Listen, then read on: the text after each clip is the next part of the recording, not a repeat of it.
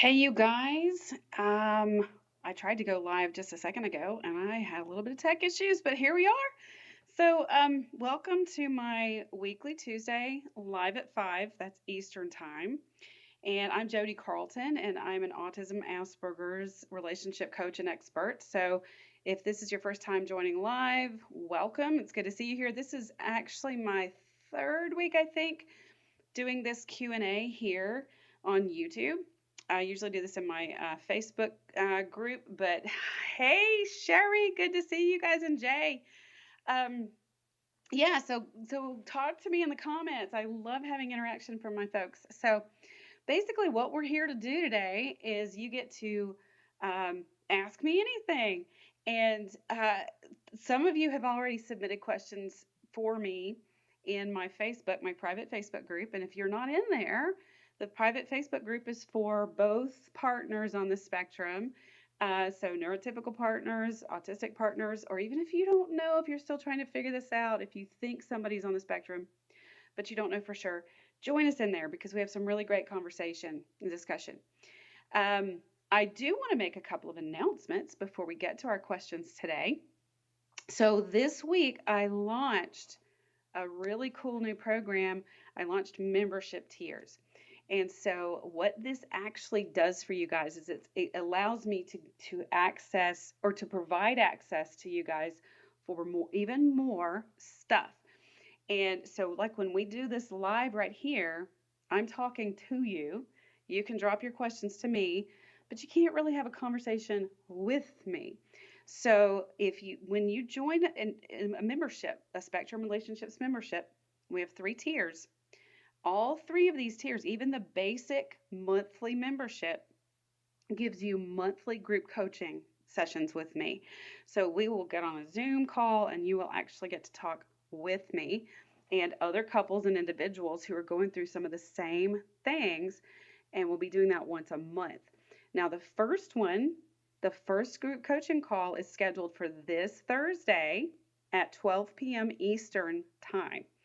I may be switching that up some because I have folks who work with me all around the world. I've got folks in New Zealand and Australia and the UK, and I'm trying to make this as accessible to everybody, as many people as I can.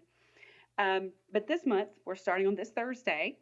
And so if you want to get in on that, the lowest membership tier for those of you who have never purchased any of my other courses or coaching it's just $45 a month. So that's $45 with me a month. And you also, with that, you'll get access to the Spectrum Straight Talk Library, which is a resource library of videos, Q&A videos. Some of them are just educational videos that I've done. There's like 100 videos that are searchable in there. You can get to all of this at the website, Spectrum Relationships. Let me see if I can share my screen with you. You know what? Let's see here. If I can do this.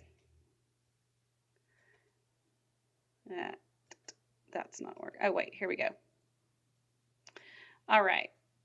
I hope you guys can see this. Let me move this out of the way.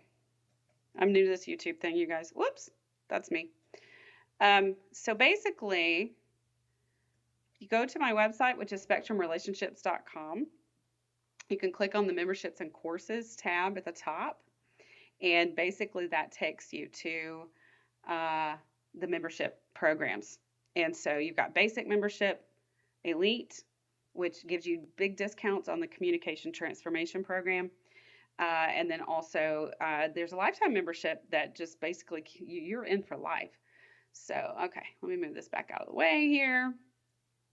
So if anybody has any questions about any of that, you can always email us at support@spectrumrelationships.com. But anyway, if you want to get on a call and actually talk with me, now's a really great time to jump in for that.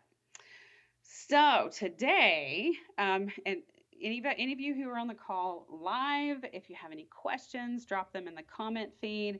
My wonderful VA Amber is helping me moderate this to make sure I stay on top of any questions that you guys have.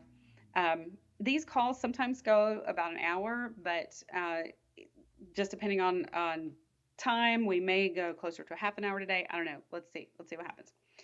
So first, my first question today comes from Taylor, and I'm going to read her question over here.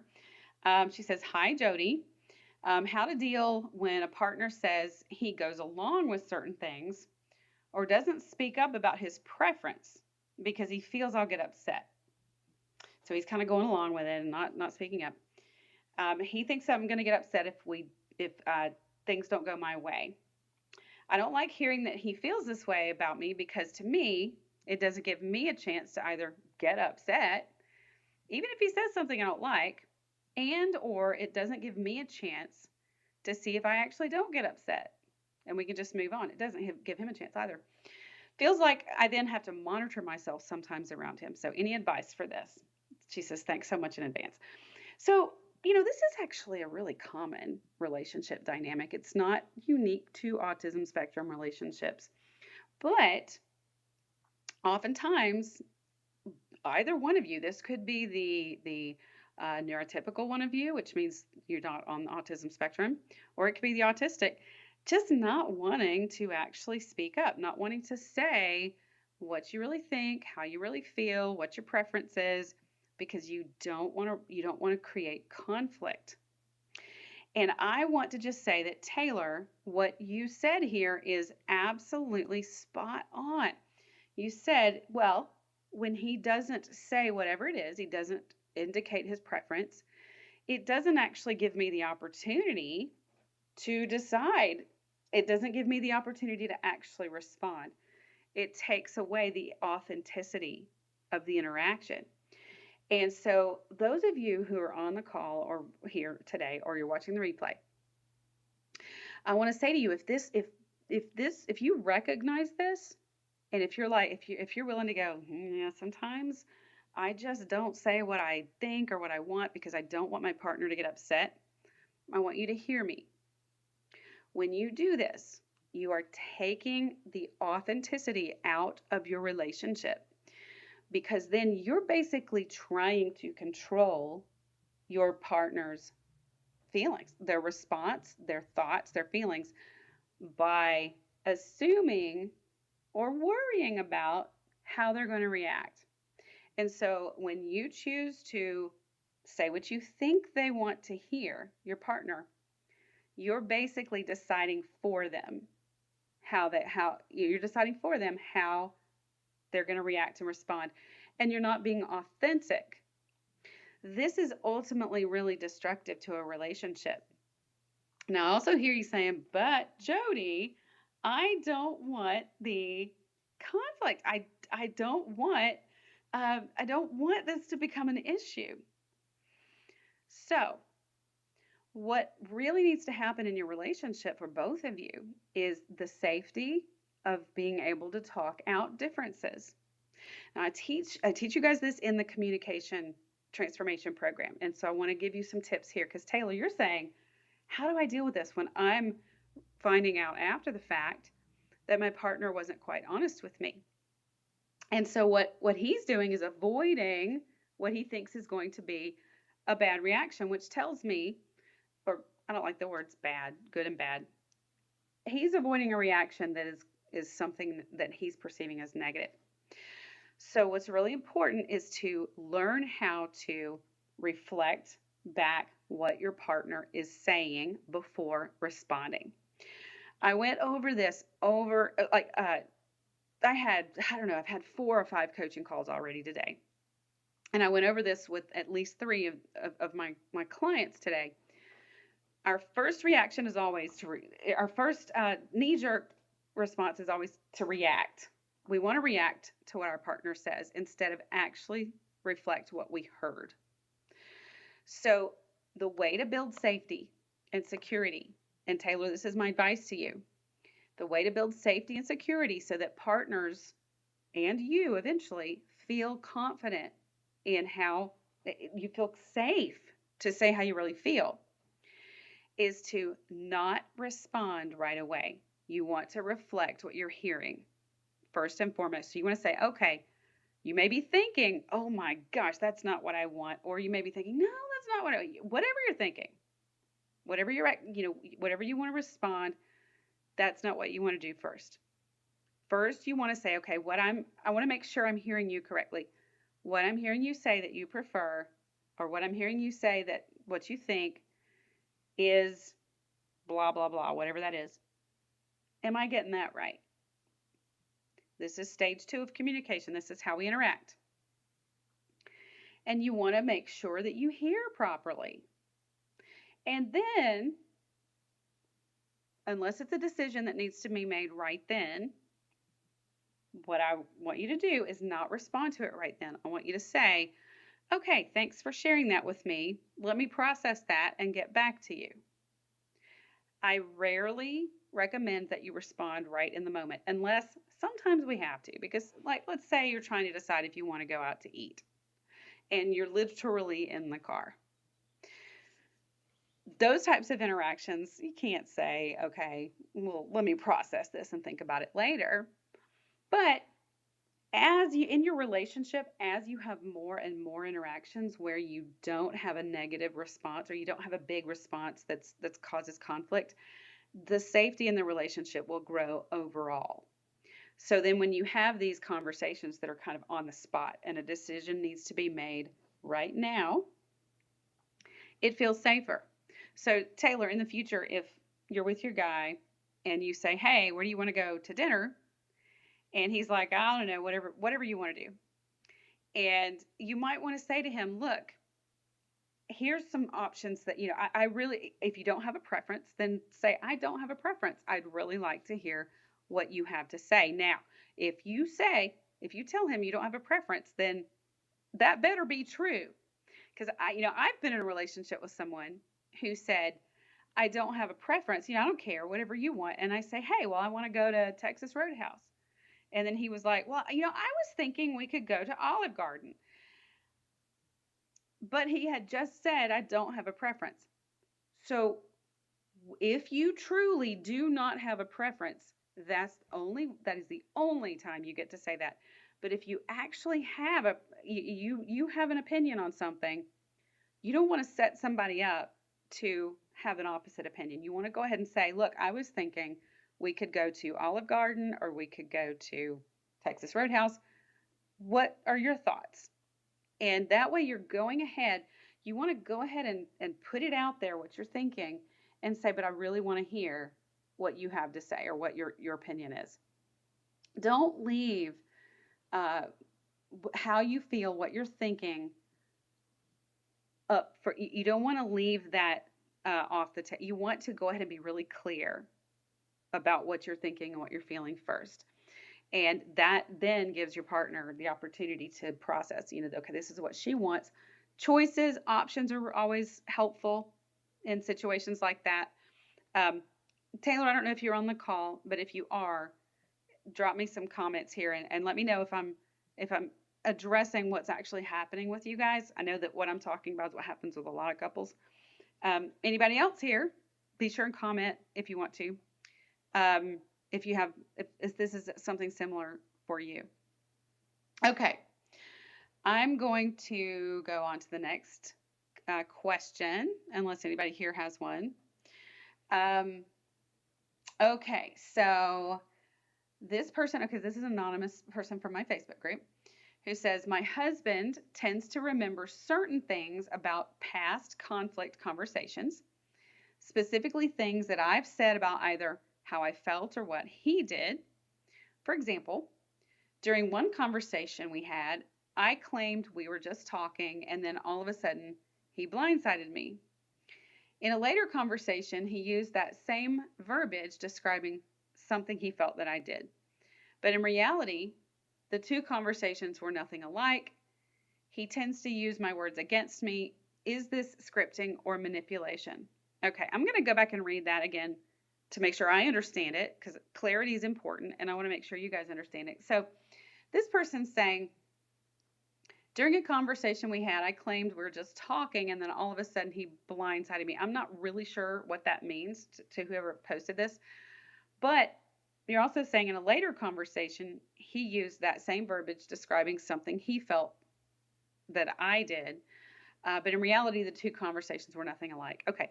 So, and you're saying he's using my words against me. Now, whether or not this is scripting or manipulation, it's hard to say. What I will say is that couples who are in autism spectrum relationships often really, really misunderstand each other.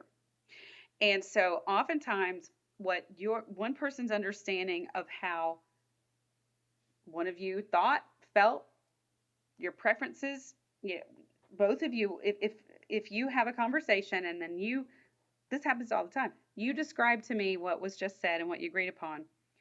The other one of you oftentimes has a very different perspective about what was said, what how you felt, how he felt, and what the perceptions were in that conversation. Oftentimes it's very, very different.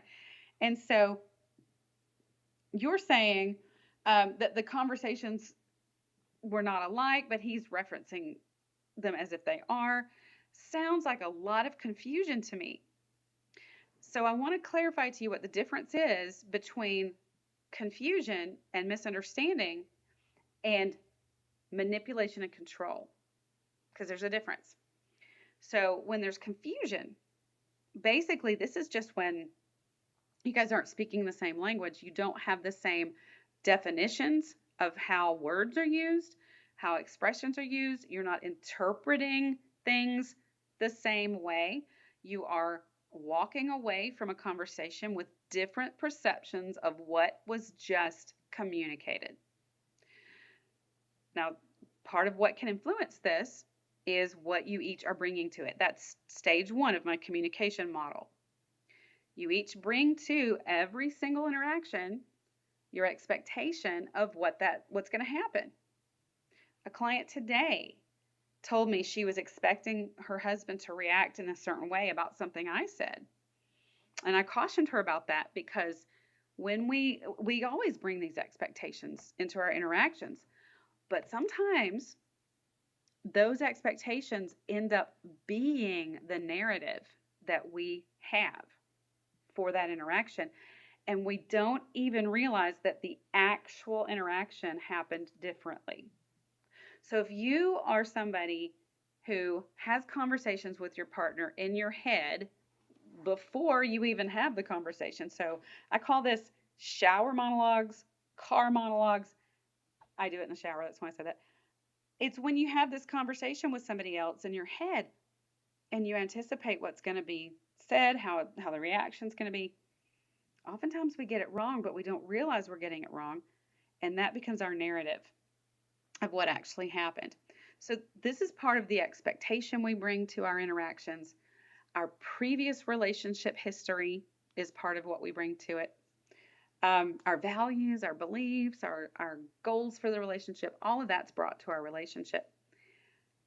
Those things influence how we interact and what we actually hear and perceive from our partner. What we brought to it. Let me say it again. What we brought to it influences how we perceive what's actually taking place in the interaction. And then it also influences the meaning that we take from it. I'd love to hear from some of you guys who are watching. I see that there are some people here. If you can relate to this, drop a comment. Those meanings are then how we lay down the memories of an interaction. So when we go back, this person who's asking the question, if our perception of the interaction, of the conversation, is different from our partners, when we recall it and when we remember it, we're going to have two different versions because we didn't perceive it the same when it happened. So we're going to have two really different versions of it. Now, what can happen is when we talk about those two different versions, it can feel like somebody's trying to control us. Because I can say, that's not what we said. That's not what happened. And my partner can say, yes, it is. That's what I remember. I know for a fact that's what was said. I'd be like, well, I know for a fact that's not what we said. The truth is that we're both not right and we're both not wrong.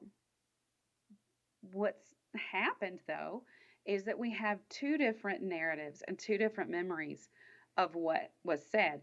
And both of us are going to be like, I know what I remember. And this is where some folks really feel like that a partner is gaslighting them. Gaslighting is when reality is distorted and changed. And this goes into the other part of this question where she says, is this scripting or manipulation? Scripting, not so much. It has to do with the way the memories of the interaction. Now, manipulation is more about the deliberate intent to confuse. And gaslighting is when our partner, this is toxic, and this is not an autistic trait, okay? Not an autistic trait. Gaslighting is when our partner intentionally changes and distorts reality, intentionally. Our partner knows what we believe happened, and then intentionally changes it in order to confuse us, to create doubt in our mind, and to create a cloud of misunderstanding. It's intentional, it's deliberate, and it's used to take control and power over us when there's a toxic control piece there. The misunderstandings that happen in autistic relationships are not about taking power over another human being in order to manipulate them. Toxic personalities get fueled by this manipulation and control. It fuels them. They literally suck energy from that. Whereas an autistic person and a neurotypical person in a relationship where neither one is toxic, the misunderstandings are what cause this issue. Let me look at the feed. Oh, hi, Eileen. So good to see you. I'm glad that you're here. I know things have been kind of rough for you lately. Sherry says, what do you do when your Aspie partner is doing something inappropriate due to his lack of social intelligence and he thinks that it's an appropriate way to behave? Let me make sure. Let's see. Let me look ahead really quickly before I answer you, Sherry, to see if anybody's commenting on. Okay, so number 88, you're here again. Good to see you again. I call you. I call her, him. I don't know. Number 88. I feel like when we play the conversation in our head ahead of time, it's a bit of a coping mechanism. It's that walking on eggshells feeling, and you want to say the right things to not anger them. Yes, that's exactly why we do it. You are totally right about that. But it also really causes us problems too. So there's a balance between trying to kind of play it out in our heads ahead of time. And you mentioned walking on eggshells. So this tells me there's not safety. There's not safety in the relationship to be authentic, to be able to say what you actually feel and what you think.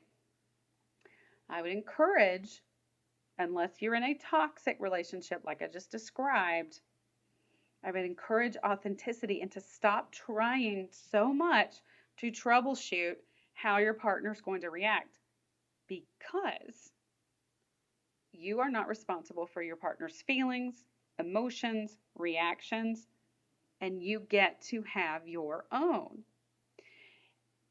That role playing we do in advance creates problems because we tend to create a reality, a narrative that doesn't really exist. It goes back to Taylor's question, the first question of my call today, where she said her partner's not actually responding authentically because he's avoiding what he thinks her response is going to be.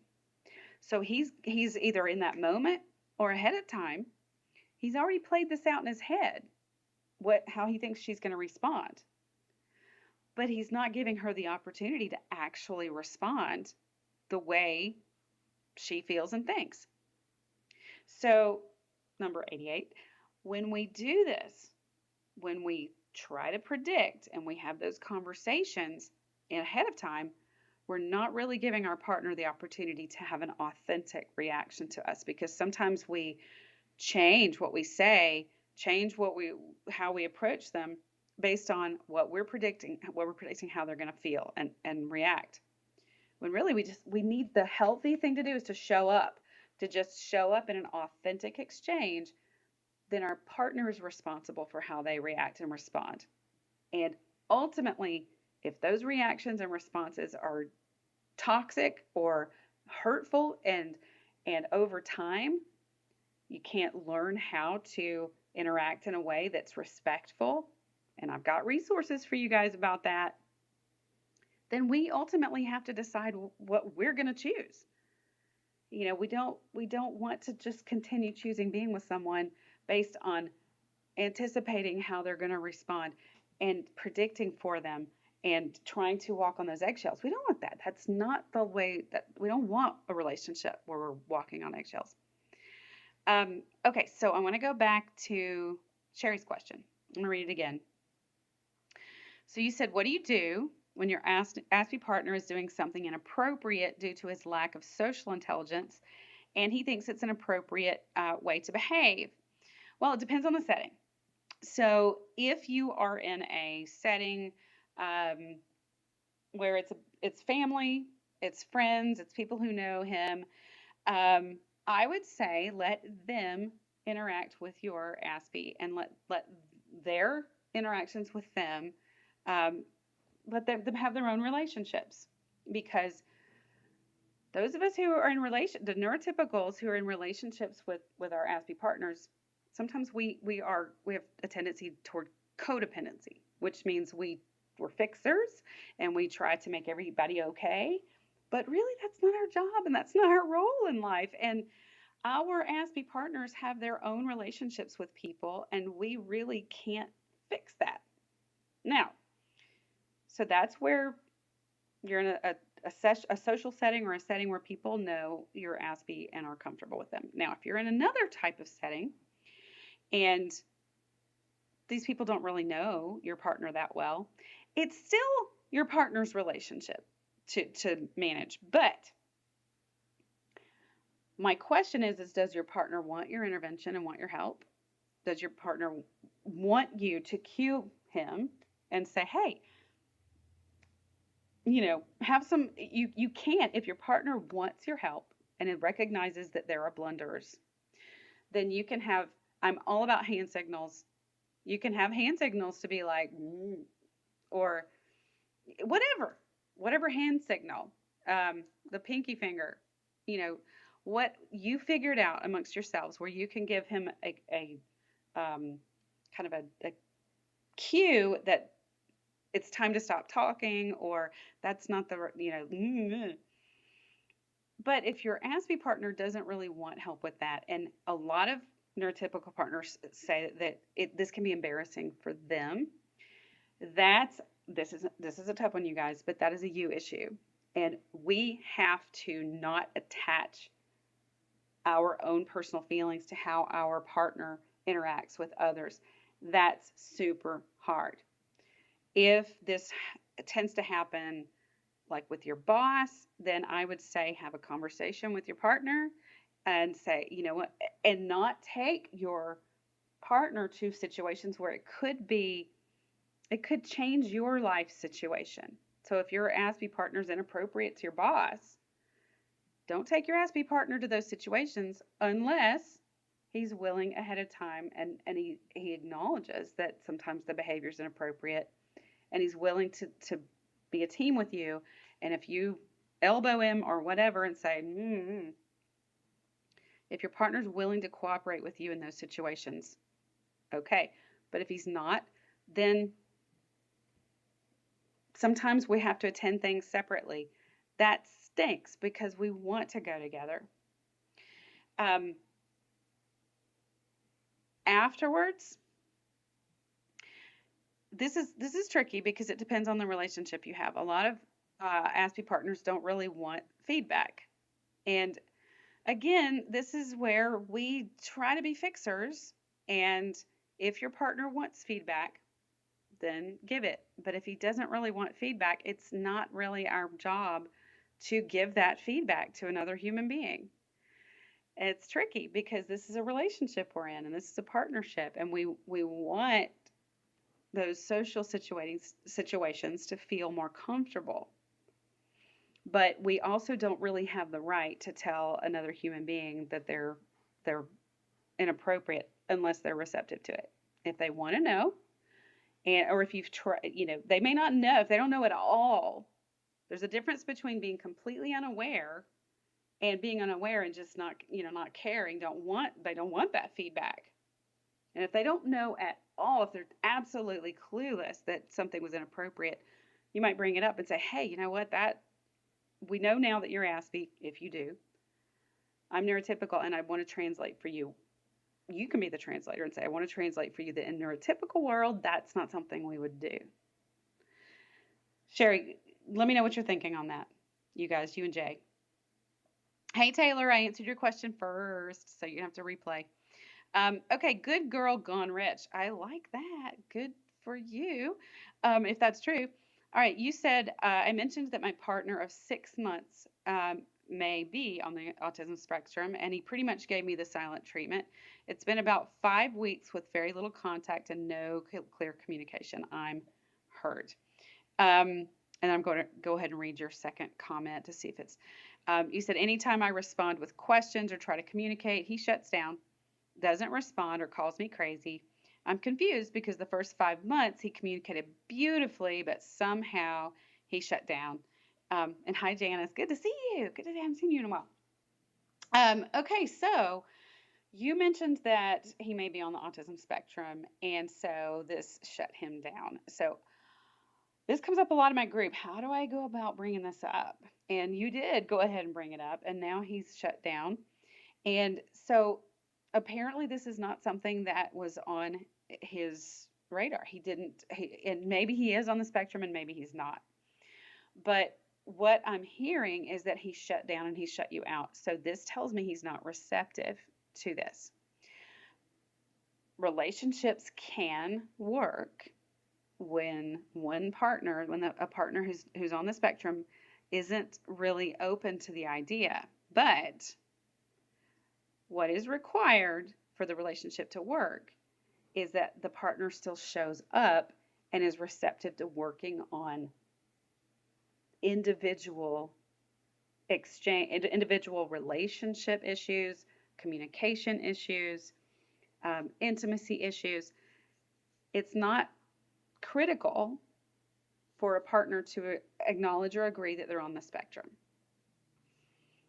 But it is critical that they actually show up to be in a relationship. And what I'm hearing you say is that it's been, how long did you say? Partner of 6 months. It's been 5 weeks with very little contact. So what I'm hearing here is that he's checked out. He's gone. And I want to ask you if this is acceptable to you. And anybody else who's listening to this, I want to ask you that too, because we teach our partners how to treat us. We teach them by what we accept and what we allow. And when I say allow, I don't mean that as a power word. But if there's a behavior that we decide is going to be acceptable one time or more than once, then we're pretty much communicating to our partner that it's okay to do that again. We may say it's not okay, but if we then take it and tolerate it, then we're communicating that it is okay. So you've got someone who's checked out for 5 weeks, whether he's on the spectrum or not. We don't know for sure. You think maybe. Is that acceptable to you in a relationship? Because if he's done this now, he's very likely to do this again.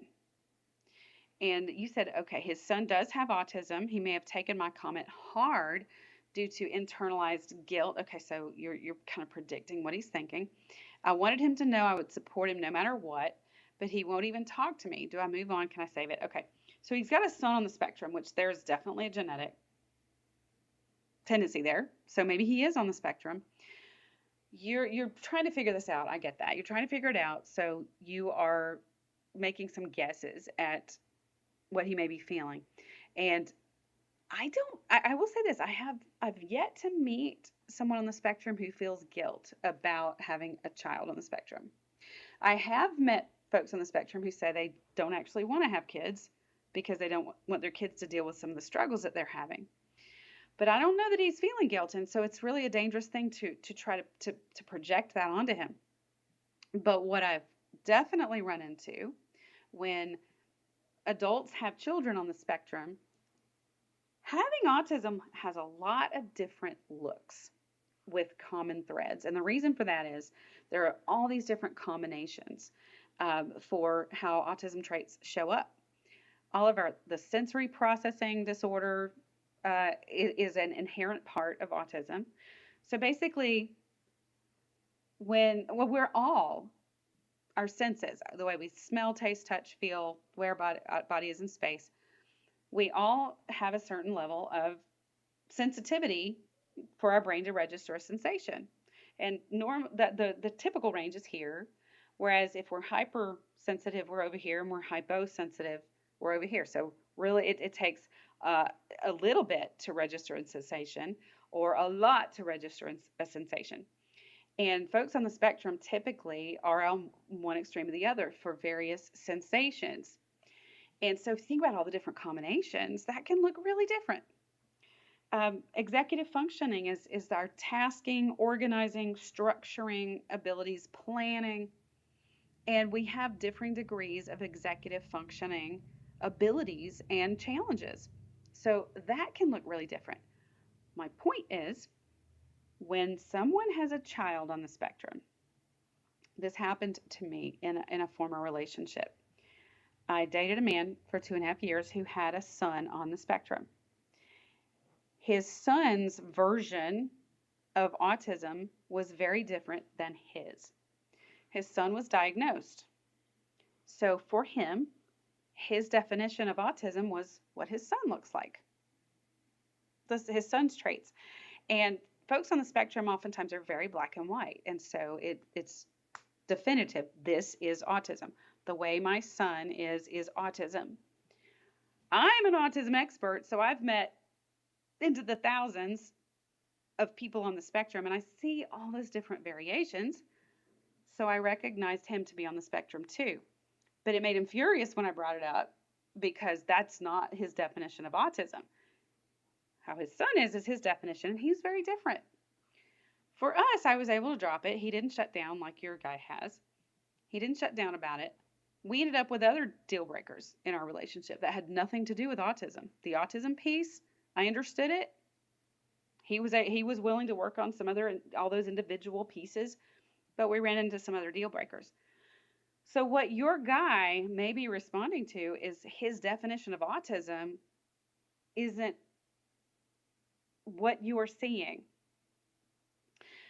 You're saying it's hurtful to me because I have abandonment issues from my father. That's my question. I did say things to him that were hurtful and immature, but silent treatment is not a healthy way to communicate. Okay, so you're owning right now that you have some abandonment issues. That's yours. And that's where we all have to own what we're bringing to it. And so it's very authentic and vulnerable of you to even say out loud here, nobody knows who you are, but to even be able to say it out loud to yourself. I know I've got abandonment issues, and so that's why you're hurt. You're hurt by this rejection. But still, shutting down for 5 weeks, that isn't okay. It's important for you to really do some of your own work about those abandonment issues because it's nobody else's responsibility to make you feel okay. You have to feel okay. You have to be confident in your own ability to be okay without a partner, without a man. We have to be happy on our own, and we have to know that we're okay. We can't depend on that from someone else. That said, we do have to have a certain level of safety in a relationship. We have to have confidence in the relationship. And someone who may disappear for 5 weeks, that safety's not there. Let's see, Taylor says, sometimes I find people try to be their best selves and impressive earlier on in the relationship, demonstrate what they perceive to be good traits, but it's not their baseline and not sustainable. Girl, that is what we all do. We all do that. And, I started to do a live in my Facebook group last week, and then I don't remember what happened, but I'm just going to tell y'all, I had just gotten out of the shower. I hadn't put my makeup on yet. And I thought, you know what? I'm going to jump on and do a live about masking because I don't have my makeup on yet. But like right now, I've done my hair and I've got my makeup on, and this is my best professional self that I'm presenting to you. But you guys, this is not what I look like in the mornings, okay? This is not what you see in the morning. But am I masking right now to you guys? No, I don't think so. But you know what? Some folks on the spectrum actually do. And they wonder why we put on makeup, why we fix our hair. It's not really who we are. But all of us, even whether autistic or neurotypical, when we first meet somebody, especially if it's in a dating situation, we all tend to put that better self out there first. We want to be liked. We want to be perceived positively. And then over time, this is why you never want to rush into a relationship like a marriage within the first 2 months or so, because you have not seen the real person yet. And chances are you haven't been really, truly authentic yet either. Courtship is being human. Even animals do this. Peacocks get out there and spread their feathers. Courtship is a normal thing, but it takes time before we start to let down our guard and show our partners what we really look like without the makeup on, how we really react when we get frustrated, how we really are when we come home from work. So that is normal. Now, we also have scripts. We have dating scripts and we have married scripts. So who are we as a girlfriend or a boyfriend? What's our role? What does that mean? And then sometimes those scripts change up once we get married. Now I'm a wife. I'm a husband.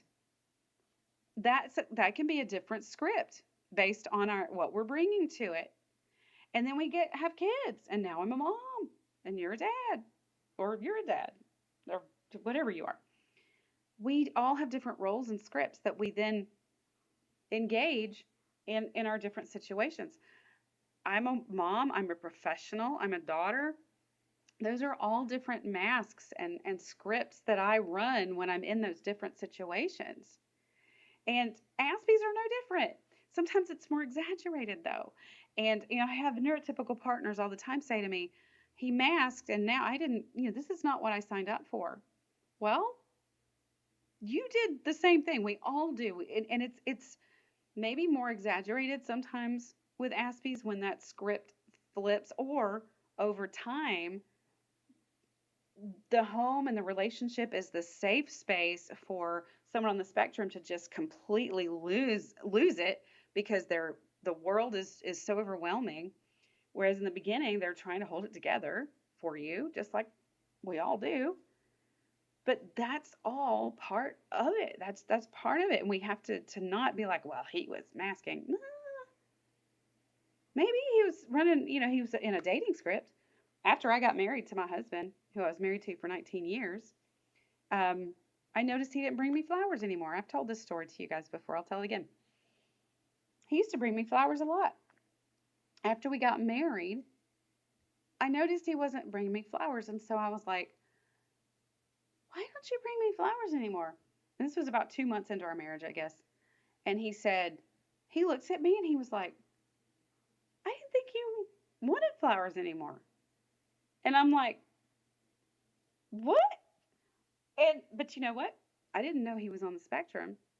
And you know what? I took away from that the meaning that he didn't care, to bring me flowers anymore. And he was just blaming it on me. That he was just saying, well, I didn't think you wanted them. I'm like, well, yeah, why wouldn't I want flowers? And he did actually start bringing me flowers again. But then I misinterpreted it as if he's just doing this because I said so. He doesn't really care.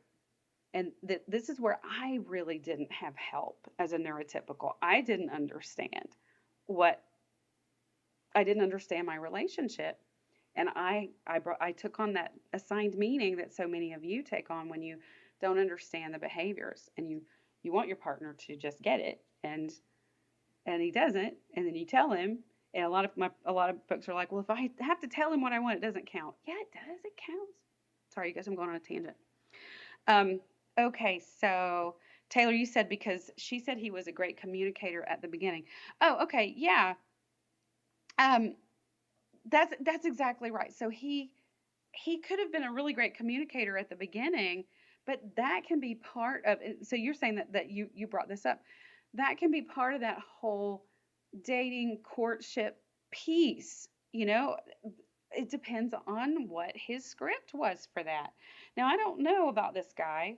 I don't know if he's actually on the spectrum or if he's not and he's just toxic in some way. I mean, I don't know. But over time, um, men on the spectrum sometimes can communicate well, but then if their definition of what that means once the relationship changes, now they're not married, it's been a 6 month relationship. Over time, that's when we start to see what people's baselines are, like you said, Taylor. Over time, that's when we start to see, okay, this is how it's really going to be, because we do put our best self forward a lot of times in the beginning, just like you said, and that's normal, and that's why you want to wait, you guys. Oh my gosh, please don't get married after 2 months or get engaged after 2 months. Go through seasons with someone. And when I say seasons, I mean both literal seasons, like the seasons of the year, because that gives you time to actually see how your partner's going to react and how you are going to react to different situations. It gives the relationship time to have to deal with struggle and challenges and illness and, all sorts of things, job changes, death sometimes. You want to see over time how your partner responds to things and how you respond to things as a couple. Don't get married until you've been through some of those seasons. All right. Okay, I've got some other questions. Okay, I think I've answered all the questions from the group. Anybody else have anything you want to ask me while we're here today? And if you weren't here at the beginning, since while I'm waiting on you guys, um, I announced the membership tiers that we have on the website. So if you want to get on an actual live call with me, not a stream where I'm talking at you, but if you want to actually talk with me on a Zoom, we won't turn on video and you will just use your initials or a username. So you can still be anonymous, but you can get on a Zoom with me and talk with me live. What you'll need to do is enroll in a basic membership. We have 3 tiers, but basic is the lowest, and it's just $45. And we're going to do this once a month. And so that gets you on a group call with me and other people who are living in the same situation and same relationships. And the goal is to get you guys some clarity and some help and some resources in your relationships. So I really hope some of you will join me on Thursday. This Thursday is the first call, the first group coaching call. And the way you do that, just go to spectrumrelationships.com and there's a members tab at the top and it'll take you straight to the membership tiers. And that will get you started. And I really hope some of you will jump on with me. All right. Oh, I do have a question here. It says, hey, Jodi, can you go over how to explain to them that they have to be held accountable just like they hold other people accountable? Well, so it sounds like you're in a relationship with someone who holds you and other people accountable. And I would say that what you just said to me is about as good as it gets. And but it depends on the accountability. What are we talking about here? Held accountable can mean so many different things. So consequences, can you give me a little bit more information? So number 88 saying awesome question. So what I'm hearing you guys say is you feel like there's some double standards in how your autistic partner holds everyone else to a certain standard, but not themselves. Okay, so thanks for the clarification. So you said, like, he thinks he has the right to tell people where they are wrong, but don't understand why someone would expect the same out of them. So basically, he likes to tell people, point out that they're wrong, but he doesn't like for anyone to tell him that he's wrong. So I don't, honestly, it's not about convincing your partner that he has to accept this behavior, but it's about you just showing up and doing it and not being upset if he doesn't like it. And he may not like it, and he may have a tantrum, and you get to walk away and decide if this behavior is something you're going to tolerate. It goes back to, we teach our partners how to treat us. And I'm not blaming you for how he treats you. That's not it. I'm not blaming the victim, that kind of thing. But what I'm saying is, you show up and be your authentic self. If you feel, if in a situation, I will say that right and wrong is something that I really steer clear of, right and wrong and bad, good and bad. Because, like I said at the beginning of this call, we miscommunicate and we misperceive. So nobody really likes to hear that they're wrong about something. But what you can, because sometimes it's a matter of perception. Neither one of you may be right or wrong, but you absolutely get to say, that's not my perception of how this happened. And I get to have my perception. You get to have yours. I don't agree with yours, but this is my perception of it. This is my truth. Then if he gets upset, walk away. Don't engage in an argument. Don't try to convince. Walk away. If your partner continually tries to convince you, you don't engage.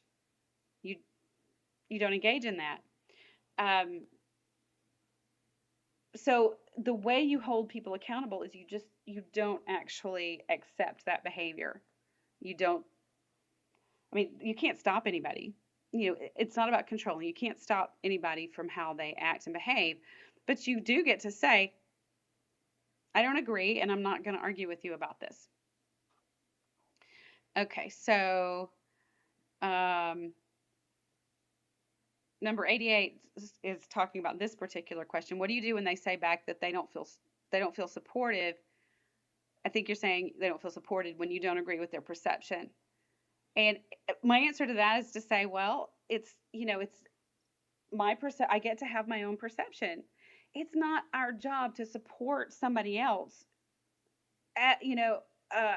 with there's supporting our partners doesn't mean going along with everything they think and feel and do. I don't even like this concept of being supportive, because supportive means I want you to agree with me. A lot of times when people say, I want your support, I need you to be supportive, it means I want you to agree with me and go along with my decisions and choices and feelings and thoughts, even if you don't agree with my feelings and thoughts and choices. We don't have to be supportive of our partners, especially if we really don't agree with something, and especially if it's to our own detriment. So if your partner says to you, I don't feel supported, then you can say, I'm not in control of how you feel. I can't influence how you feel, but this is how I feel. And how you feel about it is kind of up to you. And a lot of folks are like, well, that feels really mean. It's not, though. We're not responsible for other people's emotions. And we're also not obligated to support our partner's thoughts and opinions. All right, let me scroll back here, you guys. Eileen says, when Aspergers are overwhelmed, how do they get out of this? I.e., how is it decided what to continue versus drop? Is there a tendency to lob off a big thing rather than reducing stressors across the board? Okay, so you're talking about just knowing your situation. You're talking about overwhelm in general of how many tasks are on the proverbial plate. I used the analogy today of clutter in a room. Like, all the situations in our life are like boxes we have in a room, all these different situations, which are work, friendships, kids, relationships, tons of health. There's all sorts of things that we have that are situations in our life. And when someone's overwhelmed, it means that there's so many of them that there's clutter in our space and we can't navigate, we can't move through the room. There's too much clutter. So, Eileen, it goes back to the 2 or 10 model. If you're here and you don't know what that is, you can go to the website, scroll to the bottom of the memberships page, and there's a free module there. It says 2 or 10 conflict model. But basically, what we all have to do in order to manage and prioritize overwhelm is for every situation or item or thing, relationship, whatever it is, we ask ourselves, number one, how important is this to me? And number two, how much is this impacting my life? And we rate it on a scale of, I say 2 to 10 because nothing's really ever a 0. And the things that are 2s and 3s are the things that those are those boxes that we put on the shelf. The items in our life, the situations in our life that we say, okay, this is something, but it's not something that is really important to me or is impacting my life. If those are 2s and 3s, well, we hang on and we address the things that are 8s, 9s, 7s. So that's how we all need to deal with overwhelm, not just Aspies, everybody. We all need to learn how to deal with it that way. Okay, so I'm going to call you JJ. Says, is there a link between, that's Janice, says, is there a link between autism and memory loss? My husband says he doesn't remember a lot. Sometimes I really think he's lying. I feel bad, but I'm like, there's no way you didn't remember that. Okay, he may not. It's not so much the memory loss, it's the attention.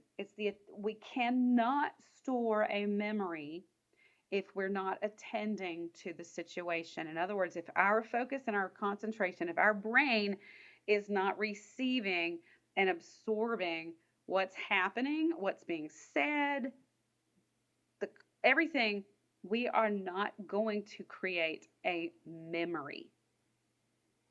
So autistic folks a lot of times are very overwhelmed by what's going on in their environment. There's sensory overload. Conversations can be very overwhelming. They can get flooded. Once fight or flight kicks in, when there's overwhelm, then a memory is not as likely to exist for a conversation or a situation. So I wouldn't call it memory loss, but actual, memory loss is when we already had memories and they're disappearing, like in degenerative situations, like with Alzheimer's, that kind of thing. The question is was the memory ever there to start with, or is the memory disappearing? Now, sometimes we can have memories and they get overwritten by other new information or new situations, and we can remember the way something originally was. We can misremember. So there's a difference in that. So yes, can memory issues be something I see in autism? Absolutely, because the ability I see it also in ADD, depression, anxiety, other stuff too, not just autism. It's that ability to actually attend in the moment that gives you the ability to actually, store that memory, record it. Okay, so Taylor, you said, oh no, you're crazy comments, that's never an accurate portrayal. I find it so reductive and it hurts. Yeah, you're crazy is something I hear. I've heard it myself. I've been told that myself. And if you are on the spectrum and you're listening to this, and it's been a long video, so a lot of people won't make it this far, but whether you're on the spectrum or not, these labeling words are so damaging. Whether it's you're crazy, you're insane, you don't know what you're talking about, you're a nut, you're stupid, that's stupid, well, that's dumb. All of these words are extremely toxic and hurtful to say to any other human being. Don't do it. And if you have someone who's saying you're crazy to you, That's you don't you get to say, I'm not good with that. And if you're really not good with that, then and your partner continues to say these things to you and is not willing to acknowledge that it's a problem and is not willing to make efforts to change it, you got to start figuring out your deal breakers, you guys, because being told you're crazy over and over again for years is destructive. Janice says, so he's not giving the activity enough attention to retain the memory. Is it okay to ask him to pay attention in the moment if I want him to remember it, or just let him be? And Eileen, thank you. If he's receptive to that, this is a conversation to have with him. If he understands and agrees that he's not that when he can't remember stuff, it's because he's not focusing. If he agrees to that ahead of time, and you're like, hey, buddy, whatever you call him, my man, whatever. Sometimes I think you don't actually remember what I've said because you're kind of distracted. So is it helpful for me to say, hey, focus right here? If he's good with that, then yes. If it's something that's a kind of a sore spot, you might actually say, you could prompt him and say, hey, are you hearing me? Or hey, have I got your attention? Because this is important. I want to make sure that you remember this. Are you distracted? Because if somebody's like, they're not hearing you. Sometimes folks on the spectrum don't need to make eye contact though. Don't tell them. I used to make the mistake of telling my daughter, look at me, and she's like,